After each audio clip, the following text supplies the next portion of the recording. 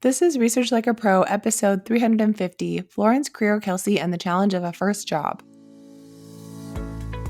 Welcome to Research Like a Pro, a genealogy podcast about taking your research to the next level, hosted by Nicole Dyer and Diana Elder, accredited genealogist professional.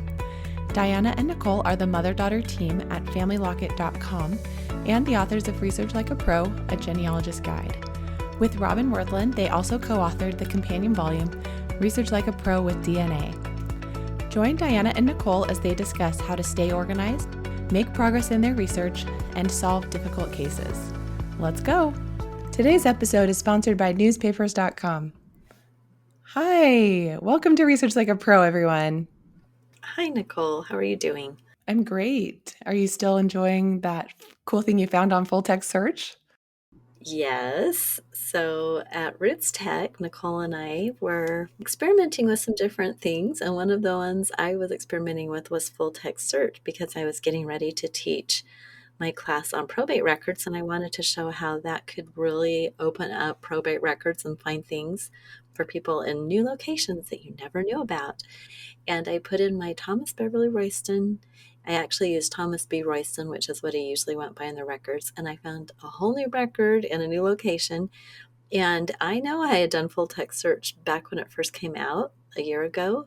And this record did not pop up. So it must have been, in the time since I last used it and during RootsTech that they added the collection. Anyway, I found a record that was amazing. We'll talk about it, in a future episode, but it's been so fun to learn a little bit more about him and his family. And it actually has, for the first time ever, him in the same record as his sister, who I had hypothesized as his sister through a bunch of indirect evidence. And it still doesn't actually say his sister, but to have him be mentioned in the same record is amazing because I didn't have that before. Yeah, that was so exciting in our hotel room when you found that. And you were saying that it also has her husband's name, we think, right? Oh, yeah, it has her husband's name. And what it is a marriage settlement. It's kind of like a prenuptial agreement. I can't think what they called it back then, but she apparently had two young enslaved boys that were her property. And, under the common law, when a woman married, all of her property became her husband's. So to keep it separate and to keep it her property, they had to do a legal document, and that's what it was all about. That is a unique record type. It's really cool that so many things have been added to the full text search capabilities. And it just seems like at first it was limited to just a few record sets like Mexican notarial records, US probate, and then they've just been steadily adding to and increasing that behind the scenes. And unless you go try it, you wouldn't even know that there's so many more collections available to full text search now. So it's just so worthwhile to check it out. And then I was playing with it too before my workshop on AI writing. And I just thought it would be a fun exercise to do because it was like a 2.5 hour workshop to just have everyone go see if we can find like one more interesting record about the person we're writing about or just play with it for a minute. And so in my example slides, I was doing our ancestor, Melissa Welch. And so I put in, like, I think I searched for her name, then I searched for her father's name and found a whole new record for George Welch. And then I also, when I put in Melissa's name, I found a record in a county in Mississippi that I thought could be a match because that's where Melissa's uncle lived. And it had like Melissa Welch and Lucy Welch, which her mother's name was Lucindrilla Keaton Welch. So I thought that was a match. But then I wasn't sure. And so I kept looking into the Lucy Welch, and it looks like she was married to a Samuel Welch. So I don't think that's the right family. But then again, maybe George Welch was also known as Samuel. I never knew if George had a middle name or anyway, it was just an interesting record that I still have no clue what it means or if it's the same family or a different family. So I'm actually really excited to explore that one further and just figure out if it belongs to her family or just a different family completely. So it's during a time period where I kind of lost track of the family. So it would be neat to know the answer to that. Right. And when you kept telling me the different names that were so similar between the two families, it just makes you start thinking, what are the odds that two different families would have so many similarities? Right. So you're going to really have to dig in and see what you can find. But it has happened before that you have people of very similar names. Yep. So I'm excited for you to find out more. It would be so fun to find them in a new location. Yes, it would. It's always the best to find a new location, and that was the case with Thomas B. Royston because he's in Clark County, Georgia, which I did not have any clue that the family would have been there. It's just to the north of Greene County and Morgan County. And so, anyway, it's exciting. Going to have some fun, aren't we, with looking for some new research on our families? Right. Well, let's do our announcements for today. For our next part of the Research Like a Pro webinar series, for April, we will be meeting on Tuesday, April 15th at 11 a.m. Mountain Time, and the presenter will be Jill Knock, and the title of her presentation is A Mighty Duo, Autosomal DNA and Indirect Evidence Reveal Harrison Johnson's Biological Father. Harrison Johnson was born circa 1813 in either Maury County or Hickman County, Tennessee. No direct evidence has been found to tie him to a father.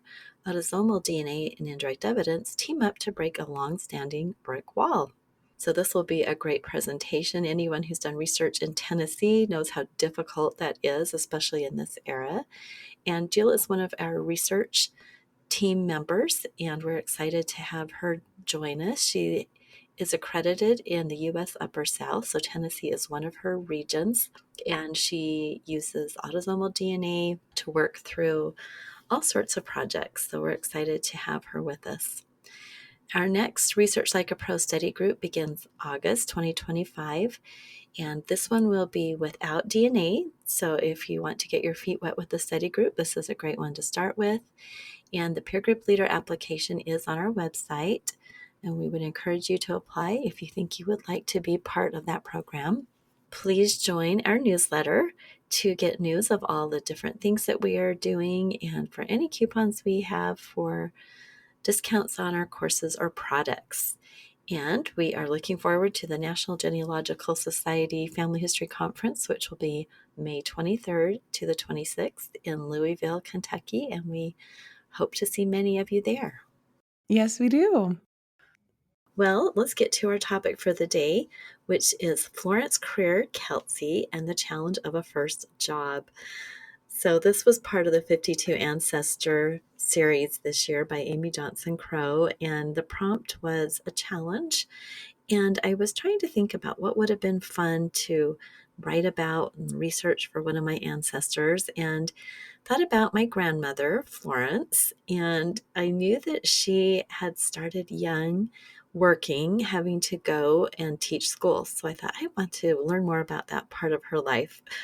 You know, I think most of us in this era have had a job outside the home, whether you worked at the gas station or you babysat or you worked at a fast food place. I know I taught piano lessons. That was my job all through high school.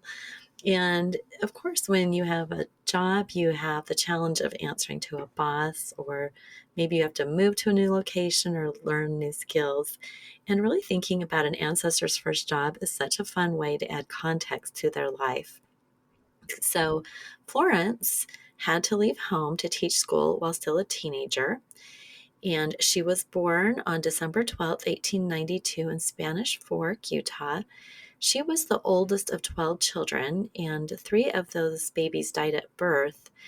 And so there were nine living children. And so, as you could imagine, with that many children being born and being the oldest, she had a lot of responsibility in the household, and especially with her younger siblings as those new babies would come along. When she was about 15, her mother suffered an accident that left her mother mostly in a wheelchair for the rest of her life.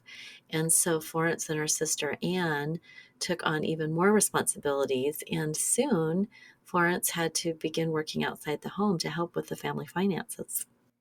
Gosh, that must have been so hard. Well, Florence wrote about these early years and said, I attended schools at Spanish Fork.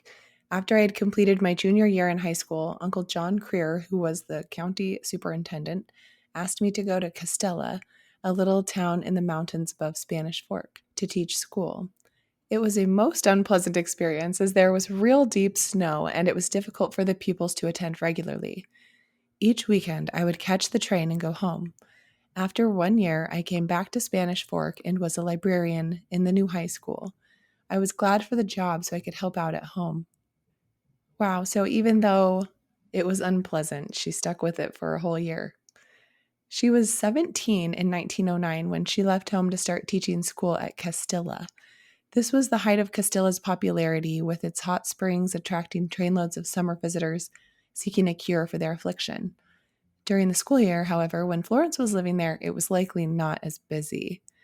William Fuller obtained the swampy land via a federal land patent in 1889 and built a small house with a wooden tub for bathing. Well, as I was doing this research, I wanted to learn a little bit more about this area.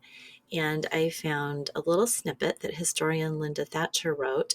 And she said the Southworths obtained the land from Fuller and began to improve it. They filled the swampy area with gravel and built a 3-story red sandstone hotel.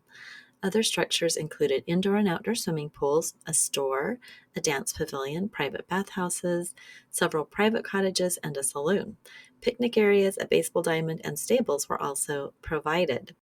During the summer months, the Denver and Rio Grande Railroad ran excursion trains to Castilla, and one of the most popular runs was the Moonlight Excursion from the Tintic Mining District in Juab County to Castilla, and the train stopped at stations along the way to pick up passengers for an evening of dining and dancing. So this actually sounds like a really fun resort that I'm sure lots of people wanted to go to. But in the winter, when Florence was there and it was snowing, it would have been a much different story. Now let's have a word from our sponsor. Have you ever wished you could step back in time and see the world your ancestors lived in? With newspapers.com, you can. It's like having a time machine right at your fingertips. With a simple search, you can explore more than 1 billion pages of historical newspapers dating from 1690 to 2025 from the US, UK, Canada, Australia, and beyond. Uncover the details that bring your family story to life in birth notices, wedding announcements, and obituaries. But it's not just about facts, it's about experiencing the moments they lived through. Imagine reading the same headlines they saw or finding an article about your great grandfather's farm. Newspapers.com doesn't just show you history, it helps you feel it. Start your journey today at newspapers.com because sometimes the past isn't just history, it's a story waiting to be discovered. Come make infinite discoveries today on newspapers.com. Use promo code FamilyLockup for a 20% discount on your subscription. Well, who were the students that Florence would have taught at Castilla? Her history talks of the students' difficulty in reaching the area to attend school. Since this was a recreational area in the summer, her students were probably children of the locals who lived in the canyon or the small town of Thistle, 6.5 miles further in. A cigar factory and a quarry in the area provided jobs for the men. So Florence's history tells us a little bit more about that. She says, when I taught at Castilla, I lived with the Southworth family. Mrs. Southworth was a sister to the sculptor Cyrus Dallin, who lived at Springville. And so, of course, I had to do a little research to learn more about that. And I found out that Daisy Dallin Southworth was indeed the sister of Cyrus E. Dallin, a world famous sculptor. And her obituary ran with the headline, Sister of Famed Springville Sculptor Dies. Daisy was born in Springville in 1869 and married C.K. Sidney Southworth on 25 February 1891 in Castilla in Utah County. So I found them on the census in 1910, and it shows this family of CK and Daisy, and that they had 6 children, ages 4 to 18. And I figured that the younger ones were likely Florence's students. She would have been teaching children just younger than herself. So the census shows the head of household, E.K. Southworth, was 43, Daisy was 41, Kenneth was 18, Colonna 16, that was a daughter, Dallin 14, Alice 12, Catherine 7, and Pauline 4. So I would imagine that that could have been a challenge in and of itself, trying to be the teacher to students that were just a little bit younger. Oh my goodness, that would have been so fun to be teaching your peers and younger, and probably a little daunting. Yes, indeed, especially if it was your first job. And I was a teacher. I taught fourth grade, and I remember that first year was so hard because you don't know what you're doing. You just have no idea. And so she went out without any training. I mean, I had taken classes at Brigham Young University on teaching, and I had a mentor teacher there in the school and all sorts of support. And so here she just takes a train out to this really small area and then is expected to try to teach these children. And it just reminds me of TV shows we've seen where you see that experience going on. You know, there's lots of movies, and I can just picture my grandmother in this little schoolhouse. I don't even know where she taught her classes. She didn't really say that. So probably somewhere on the resort, they had a place where she could teach. Oh my goodness, yeah, and she did say it was an unpleasant experience. I wonder though, she said it was unpleasant because the students didn't really come regularly? Yeah, it would be really difficult because, if you give an assignment, they show up maybe once a week. I think that'd probably be really hard to try to manage and teach anything. Although she didn't really enjoy it, she did take pride in her ability to help provide for her family and buy something lovely for herself. And she writes, with my first paycheck, I bought a fur neckpiece and muff. I had my picture taken with it. I also bought several things from my parents' house, such as curtains, a bedspread, etc. I enjoyed the pink and black willow plum I bought for myself. And we have a picture of Florence with her fur neckpiece and muff. And it's just so fun to look at that and think about her and how neat it must have been for her to go buy something special. Well, researching this part of Florence's life just added so much context to her story. And now, when I read her history, I can picture this young teenage girl taking the train each week to travel 5 miles up the canyon to teach school. She persevered, and she was really thankful that the next year she was able to work as the librarian at the new high school in Spanish Fork and live at home and not have to teach school to students that didn't show up much. And it was an unpleasant experience. I love that she bought that for herself, and she probably did feel so good knowing that she could purchase something for her family's home, that they needed, and I always have loved that picture of her sitting in the chair wearing the fur, and she just looks so young and beautiful, and her hair has kind of that little wave to it, and it's just so neat to see her at that time of her life. So I did have a question. What is the pink and black willow plum? I have no idea, but I'm wondering if it was a dress because my grandmother always dressed to the nines when she went out. I mean, at home, when she was a homemaker, she would wear just, house dresses or whatever. But all the pictures we have of her when she's out and about, she has beautiful coats and hats. Up until she was a really, really old, she always wanted to have beautiful dresses. So I kind of think that maybe that would have been a dress. I don't know. I would love to know what that was myself. While you were talking about it, I put it into ChatGPT and said, "What was the plum my great grandmother bought?" And it says, Ooh. well, this is what ChatGPT o1, the reasoning model, says. It reasoned about it for 20 seconds, which is kind of a long time. It says, first, it helps to know that old diaries often use words a bit differently than we do now. When your great grandmother wrote she enjoyed the pink and black willow plum, she was most likely talking about a dish or a piece of china, sometimes called willowware. The famous willow pattern came in blue originally, but also in pink, red, brown, black, or combinations. Huh. Here's how we get there. Willow generally refers to the classic willow pattern, a design on dinnerware depicting a Chinese scene with a willow tree, bridge, pagoda, and so on. Colors. Although the blue willow china was and still is the most common, the same pattern was sometimes produced in pink, often called pink willow or red willow, and black or brown. That is very interesting. And plum in this context is best understood as a decorative term or color descriptor. It sometimes appeared in old catalogs or diaries to mean a pinkish purplish hue. So there's another idea of what it could be. I don't know. I also thought Very it might have good. been a dress.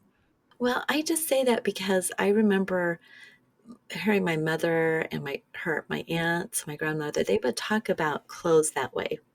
I'm wearing, whatever, the pink and willow plum.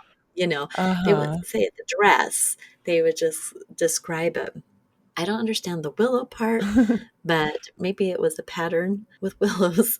I don't know. Maybe one of our listeners will email us and tell us a little bit more if they've had that same little phrase come up. But knowing my grandmother and the context and how she did like clothes. Maybe it was a curtain that had that same pattern Oh, on the could have willow, been. china. Well, she did say that after, she mentions the curtains and the bedspread, and she enjoyed the pink and black willow plum she bought for herself. Oh, that makes more sense. That could have been a bedspread. Yeah, maybe it was like a matching curtain and bedspread kind of set or Yes. Oh, something. well, that's another fun possibility. Well, something we may never know, but it's fun to think about. Yeah, it is. Well, thank you for researching and writing more about your grandma so that I can learn about her and share that also with my family. It's always so nice to have these short little stories about our ancestors. So, thanks. And they're really fun to write. It's amazing what you can learn from just a little snippet out of a history or a photo when you start researching it, and it adds this wonderful context that can be part of our fuller history. If I do a biography of my grandmother, now I've got a little piece of that written already. Right. And so that's what I love about doing these short little writing pieces that anybody can do. Yeah, so you had her life history that she wrote, and then you researched a little more about Castilla and you found kind of some historical context there. And then you did a little research on one of the people she mentioned. So you did some fan club research and found an obituary and a census record and a marriage record for the Southworths. So that was such a great little example of expanding on something in a person's diary or their autobiography. Right. And pictures, online we have pictures in newspapers and in other histories. And those types of things would be really fun to add to, a written work. If I ever do that, I would definitely want to add pictures so I can see what it looks like. And it would be fun to actually go visit because it's not that far away from where I live. And as far as I could tell online, none of the buildings are left, but they still have the hot springs.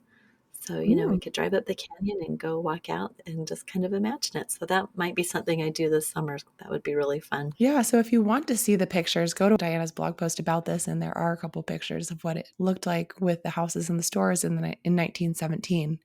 So that's fun. Mm-hmm. It is. All right, everyone. Well, thanks for listening, and we hope you have a great week. We'll talk to you again next week. Bye. All right. Bye-bye. Thank you for listening. We hope that something you heard today will help you make progress in your research.